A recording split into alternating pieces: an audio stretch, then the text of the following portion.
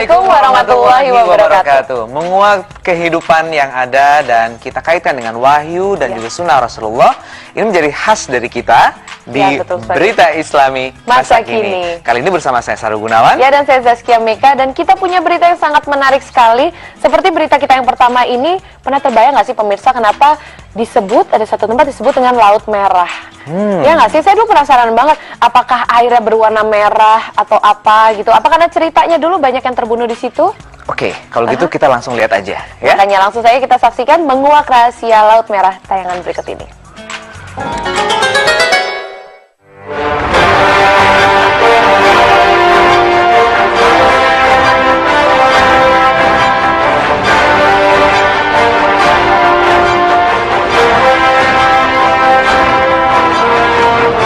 Menguak Rahasia Laut Merah.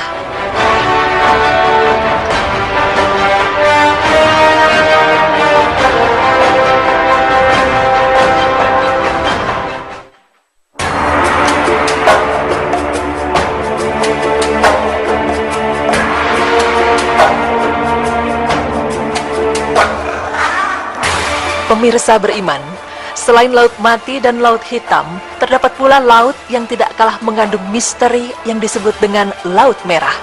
Lalu mengapa laut yang terletak di sebelah barat Jazirah Arab itu disebut Laut Merah? Apakah airnya yang berwarna merah? Ataukah karena pasir-pasirnya berwarna merah? Kenyataan ini memang sangat menarik untuk ditelusuri. Seorang ahli fisika dari Universitas Cambridge bernama Colin Humphreys dan juga seorang penulis The Miracle of Exodus mencoba menguak tabir misteri yang ada di Laut Merah. Dia mencoba melakukan penjelajahan ke pusat Teluk Aqabah dan faktanya laut ini dikatakannya tidak berwarna merah. Laut ini justru seperti kebanyakan laut pada umumnya yang airnya justru berwarna biru. Di sini Colin hanya menemukan sekumpulan alang-alang yang tumbuh subur berkat keberadaan air tawar di sekitar tempat tersebut. Rupanya, pendapat atau perkataan orang-orang sering salah memahami ucapan yang biasa disebutkan dalam bahasa Inggris. Alang-alang dalam bahasa Inggris disebut dengan red, namun oleh masyarakat setempat diucapkan dengan red atau merah. Karena keberadaannya di laut, maka oleh masyarakat setempat dinamakan Red Sea atau Laut Merah. Banyak cerita di masa lampau yang mengkaitkan kondisi Laut Merah dengan warnanya. Ada yang menyebutkan lautan ini berwarna merah karena banyak darah dari binatang-binatang yang mati dan membusuk. Namun ada pula yang menyebutkan lautan ini berwarna merah karena ada sebuah batu di dasar laut yang mengeluarkan cahaya berwarna kemerahan.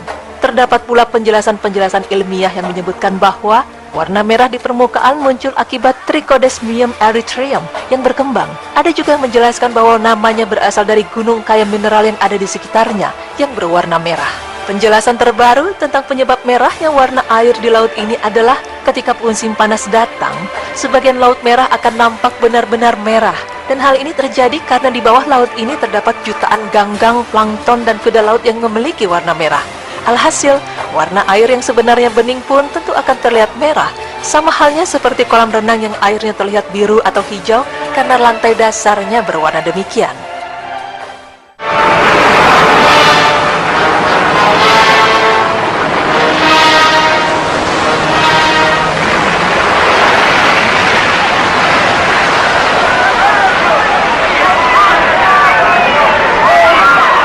Selain itu, laut ini terkenal ke seluruh penjuru dunia terutama bagi umat Islam dikarenakan kisah Nabi Musa yang membelah Laut Merah menjadi dua. Di tengah laut ini, diketahui terdapat sebuah jalan untuk menyeberang saat kaum Nabi Musa dikejar-kejar oleh bala tentara Fir'aun. Tapi setelah kaum Nabi Musa sampai, laut tersebut kembali seperti semula sehingga kawanan bala tentara Fir'aun tenggelam di sana. Seorang arkeologi bernama Ron White pada akhir tahun 1988 menyatakan bahwa dirinya telah menemukan beberapa bangkai roda kereta tempur kuno di dasar Laut Merah. Menurutnya, mungkin ini merupakan bangkai kereta tempur Pharao yang tenggelam di lautan ketika digunakan untuk mengejar Musa bersama para pengikutnya. Menurut pengakuannya pula, selain menemukan beberapa bangkai roda kereta tempur berkuda, White bersama para krunya juga menemukan beberapa tulang manusia dan tulang kuda di tempat yang sama. Penemuan ini tentunya semakin memperkuat dugaan bahwa sisa-sisa tulang belulang itu merupakan bagian dari kerangka para tentara Pharao yang tenggelam di Laut Merah. Apalagi dari pengujian yang dilakukan di Stockholm University terhadap beberapa sisa tulang belulang yang berhasil ditemukan bahwa memang benar adanya struktur dan kandungan beberapa tulang tersebut telah berusia sekitar 3.500 tahun silam, di mana menurut sejarah kejadian pengejaran itu juga terjadi dalam kurun waktu yang sama. Tidak hanya itu, ada suatu benda menarik yang juga berhasil ditemukan, yaitu poros roda dari salah satu kereta kuda yang kini keseluruhannya telah tertutup oleh batu karang. Sehingga untuk saat ini, bentuk aslinya sangat sulit untuk dilihat secara jelas. Di antara beberapa bangkai kereta tersebut ditemukan pula sebuah roda dengan 4 buah jeruji yang terbuat dari emas. Sepertinya, inilah sisa dari roda kereta kuda yang ditunggangi oleh para sang raja.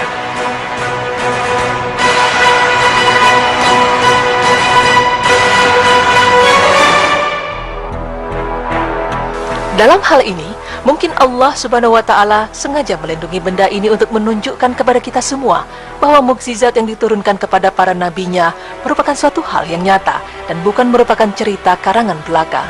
Menurut para ahli, lokasi saat Nabi Musa bersama para kaumnya menyeberang diperkirakan berada di Teluk Aqaba di Nuweiba. Kedalaman maksimum perairan di sekitar lokasi penyeberangan adalah 800 meter di sisi ke arah Mesir dan 900 meter di sisi ke arah Arab. Sementara itu di sisi utara dan selatan lintasan penyeberangan atau garis merah, kedalamannya mencapai 1.500 meter. Diperkirakan pula jarak antara Nuweiba ke Arab sekitar 1.800 meter, sedangkan lebar lintasan Laut Merah yang terbelah diperkirakan 900 meter. Nah pemirsa, dapatkah kita membayangkan berapa daya atau tekanan yang diperlukan untuk membelah air laut hingga memiliki lebar lintasan 900 meter dengan jarak 1.800 meter pada kedalaman perairan yang rata-rata mencapai ratusan meter untuk waktu yang cukup lama, mengingat pengikut Nabi Musa yang menurut sejarah berjumlah ribuan. Menurut perkiraan para ahli, diperlukan tekanan atau gaya persatuan luas sebesar 2.800.000 Newton per meter persegi atau setara dengan tekanan yang kita terima jika menyelam di laut hingga kedalaman 280 meter. Jika kita kaitkan dengan kecepatan angin, menurut beberapa perhitungan, setidaknya diperlukan hembusan angin dengan kecepatan konsisten 30 meter per detik atau 108 km per jam sepanjang malam untuk dapat membelah dan mempertahankan belahan air laut tersebut dalam jangka waktu 4 jam. Hal ini menunjukkan kebesaran kuasa Allah Subhanahu wa Ta'ala, seperti dalam firman-Nya yang artinya, "Dan kami memungkinkan Bani Israel melintasi laut, lalu mereka diikuti oleh Fir'aun dan bala tentaranya, karena hendak menganiaya dan menindas mereka. Hingga bila Fir'aun itu telah hampir tenggelam, berkatalah dia, saya percaya bahwa tidak ada Tuhan melainkan Tuhan yang dipercayai oleh Bani Israel, dan saya termasuk orang-orang yang berserah diri kepada Allah." Quran Surah Yunus ayat 90. Juga dalam firman Allah lainnya yang artinya, "Dan sesungguhnya telah kami wahyukan kepada Musa, pergilah kamu dengan hamba-hambaku Bani Israel di malam hari, maka buatlah untuk mereka jalan yang kering di laut itu. Kamu tak usah khawatir akan tersusul dan tidak usah takut akan tenggelam." Maka Fir'aun dengan bala tentaranya mengejar mereka, lalu mereka ditutup oleh laut yang menenggelamkan mereka. Quran Surah Taha ayat 77 hingga 78.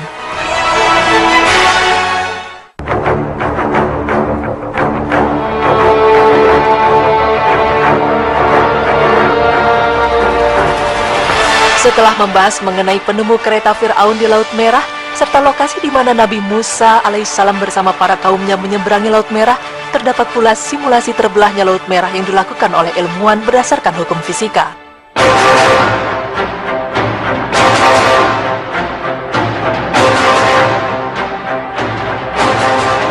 Ya, sekelompok ilmuwan asal Amerika Serikat melakukan simulasi khusus untuk membuktikan secara ilmiah proses terbelahnya Laut Merah. Peran angin dari timur yang berhembus kencang dikabarkan membantu terbelahnya Laut Merah oleh Nabi Musa. Simulasi komputer memperlihatkan bagaimana angin dapat menghempaskan air laut sehingga mencapai dasar lautan dan membentuk laguna. Hal ini dikatakan oleh kelompok peneliti di Badan Nasional Penelitian Atmosfer dan Universitas Colorado di Boulder. Dan menurut pemimpin penelitian itu yakni Carl Drews, simulasi tersebut hampir cocok dengan apa yang diceritakan dalam kitab suci umat muslim. Menurutnya, berdasarkan ilmu fisika, angin dapat menghempaskan air menjadi sebuah jalur yang aman untuk dilintasi karena sifatnya yang luas, kemudian kembali mengalir seperti semula. Maka dalam hal ini, sejalan dengan apa yang dijelaskan dalam Al-Quran bahwa Nabi Musa alaihissalam memimpin umat Yahudi keluar dari Mesir atas kejaran Fir'aun pada 3000 tahun yang lalu. Laut Merah saat itu terbelah, sementara untuk membantu rombongan, Musa melintas dan langsung menutup kembali dan menenggelamkan para tentara Fir'aun. Carl Drews dan kelompoknya juga meneliti tentang angin topan yang berasal dari Samudra Pasifik yang menciptakan badai besar dan dapat menghempaskan air di laut dalam. Kelompoknya menunjukkan kawasan selatan Laut Mediterania yang diduga menjadi tempat penyeberangan itu dan memaparkan bentuk tanah yang berbeda karena terbentuk setelahnya serta memicu isu mengenai lautan yang terbelah. Laguna itu memiliki panjang sejauh 3 hingga 4 km dan lebar sejauh 5 km yang terbelah selama 4 jam. Masyarakat pun telah dibuat kagum atas cerita pembelahan laut itu, membayangkan bahwa hal itu terjadi secara nyata, ungkap Karl Drews dan kelompoknya dalam Jurnal Perpustakaan Umum Ilmu Pengetahuan. Pemirsa beriman, demikianlah Allah Subhanahu wa Ta'ala memperlihatkan kekuasaannya kepada kita jauh sebelum adanya penelitian yang menemukan terbelahnya Laut Merah dan tenggelamnya Fir'aun beserta kaumnya. Allah Subhanahu wa Ta'ala telah lebih dulu menerangkannya di dalam Al-Quran, dan ini merupakan bukti nyata bagi kita akan kebesaran dan kuasa Allah Subhanahu wa Ta'ala. Semoga dengan mengetahuinya kita dapat menambah keimanan kita kepada Allah Subhanahu wa Ta'ala. Amin ya Rabbal Alamin.